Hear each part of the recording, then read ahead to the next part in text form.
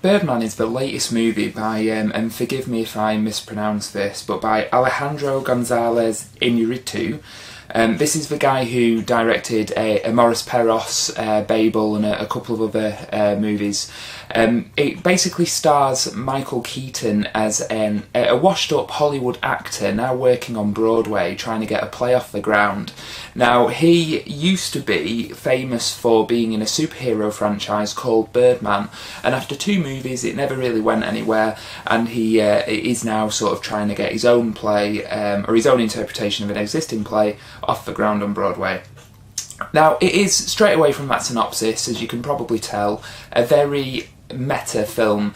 It's a film that is perfect for Michael Keaton. Obviously, this is the guy who back in the early 90s and late 80s played Batman in both Batman the movie and Batman Returns, which were directed by Tim Burton. At one point in time, Michael Keaton was the biggest star on the planet. That first Batman movie with Jack Nicholson, people forget that was a massive, massive film when it came out. It was absolutely everywhere. So it's very fitting that he's playing this character whose life really mirrors, or his professional life rather, really mirrors his own. You also have in the cast Edward Norton as a very method actor brought on to try and help the play, in terms of putting bums in seats, and Zach Galifianakis as Michael Keaton's manager slash agent slash confidant. And also Emma Stone playing his daughter as well. So basically you've got Batman, the Incredible Hulk and Gwen Stacy all in a film that's talking about the state of Hollywood and the effect that superhero movies are having. Now, as somebody who's a big, big fan of all things sort of superheroes, Marvel and DC and all the rest of it, I found it really enjoyable in Birdman to see little digs at that genre, because while that genre has produced some terrific blockbusters, it has also produced some not so terrific ones, and it was quite nice to see in the script, they have digs at that, and they sort of make fun of like Jeremy Renner and Robert Downey Jr. and the Avengers and stuff. It was a very sort of nudge nudge wink wink kind of script, very meta, and that I really enjoyed. The thing with Birdman though is, and a thing that's been mentioned in a lot of reviews and why a lot of people are sort of really taken with it, is how it's shot. Now, it's shot as if to give the illusion that it's been shot all in one take. It's like a seamless movie from scene to scene. There are no obvious cuts. It looks like one take, and we use sort of old-fashioned tricks in theatre in terms of lighting to sort of disguise the cuts and stuff. It's visually gorgeous, and it's a technical achievement that's sort of currently unrivaled. I mean, I did going in actually worry that it wouldn't live up to the hype, because another film that had this level of hype and sort of similar hype when they talk about the visuals was Gravity. Gravity is a film I didn't really care for, so going into this I was a little bit worried that it was going to be a gimmick and maybe not much else, but rest assured that's not the case. So the script is really good. It's very meta. It's got a lot of gags in there. It's actually quite a funny script at times.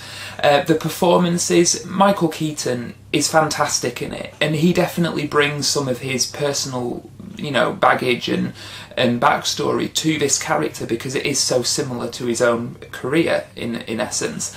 So he's fantastic, and I will be genuinely surprised if he doesn't get the Oscar for this role. He's fantastic. Zach Galifianakis looking quite a lot different to the last time I saw him, which I think was in The Hangover Part 3. Basically playing the manager. He's also really good. I mean, Zach Galifianakis has a very sort of unique presence in films, but he can act. The guy is not just funny, he can actually act, and this is proof of that. Edward Norton is great, and I actually quite like the fact that his character seems quite meta. I mean, Edward Norton has a bit of a reputation for not being incredibly easy to work with, and that is something that they definitely apply to his character in this, who is, by all accounts, an arsehole. But seeing Edward Norton play that and sort of play with that expectation is very sort of refreshing in a way. It's a role that I've not really seen him do before, and was quite interesting. It's as meta, if not, you know, on a par with Michael Keaton's. So that was really interesting. And then Emma Stone as his daughter. Emma Stone, I think that Emma Stone is a terrific actress. She really is. She was fantastic as Gwen Stacy, and anybody who's seen my reviews of the Spider-Man movies will know how I feel about the movies as a whole, but she was fantastic, and she's great in this as well. She brings a certain vulnerability, but also a strength to sort of everything that she does. She is fantastic, Emma Stone. I love her, she's great. There is not a weak link in this cast.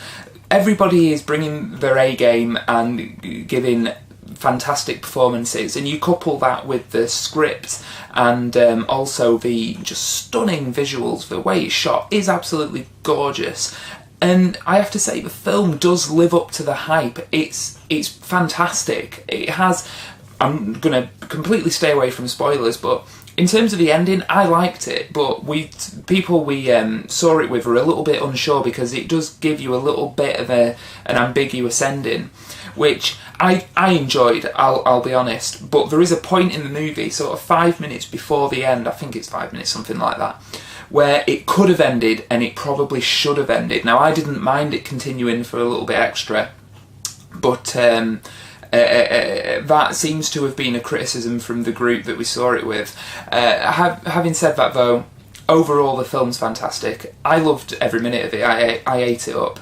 It's definitely, it's almost like a comeback for Michael Keaton, in the same way that maybe The Wrestler was for Mickey Rourke and Rocky Balboa was for Sylvester Stallone. You know, these once sort of like really big stars coming back and doing these really successful movies.